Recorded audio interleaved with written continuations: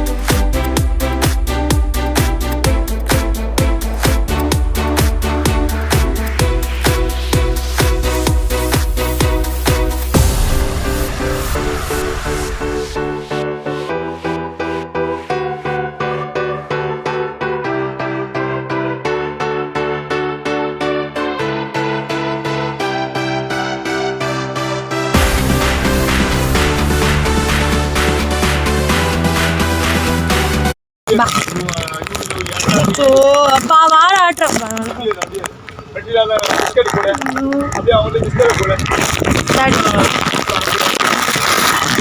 இந்தா இந்தா. தண்ணி தான் கேட்கறா போடுது. இல்லைம்மா பாப்பா ஓடுறான். இருப்பா எடுத்துட்டியா? எடுத்து சரி சரி நில்லு நில்லு நில்லு நில்லு நில்லு நில்லு நில்லு.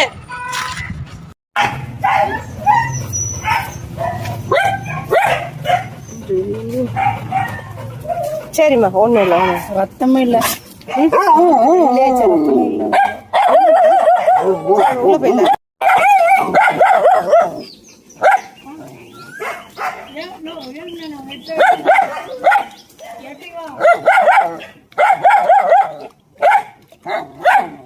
வணக்கம். இந்த குழந்தை லாப்ரடார் இனத்தை சேர்ந்தவங்க. நீங்க பாத்தீங்கன்னா பாருங்க எவ்வளவு மோசமா இருக்கு. சென்னை ஐஓசி கிட்ட யாரும் அபேண்டன் பண்ணிருக்காங்க சொல்லுவாங்க. ஐஓசி அண்ட் யாரும் அபேண்டன் பண்ணிருக்காங்க. இவங்க பாத்தீங்கன்னா ஒரு ஃபீமேல் குழந்தை பிரஸ்ட் கேன்சர் மாதிரி இருக்கு பாருங்க. அந்த கட்டி வந்து மடி வந்து அப்படி ஆகி ஃபுல்லா புழு வச்சிருக்கு. தயவு செய்து நாங்க என்ன சொல்றோம், இந்த பிரீடர்ஸ் அதாவது பிரீடர்ஸை வந்து ஃபர்ஸ்ட் வந்து இந்த மாதிரி பிரீட் டாக்ஸை பிரீட் பண்ணி விக்கிறான் பாருங்க. இந்த பொழப்பு குழைக்கிறதுக்கு குழைக்க வைக்கலாம், அந்த வேலை பண்ணலாம். ஏன்னா அவங்க வந்து வேலை செய்ய மாட்டாங்களாம். இந்த அப்பா வீரர்களை வந்து கண்டினியூஸா குட்டி போட வச்சு உடம்பு முடியாம போனதுக்கு அப்புறம் கொண்டு ரோட்ல எங்ககிட்ட எத்தனை பிரீட் டாக்ஸ் தெரியுங்களா? இது எல்லாமே பிரீடர்ஸால பாதிக்கப்பட்டு வந்த குழந்தைகள் தான். அதாவது தயவு செய்து இந்த பிரீடுன்ற மோகத்துல இருந்து வெளியில வாங்க. நம்ம நாட்டு நாய்களுக்கு இணைய எதுவுமே கிடையாது. அட்லீஸ்ட் இதாச்சும் நல்லா வளர்க்குறீங்களா, அதையும் வளர்க்கறது கிடையாது.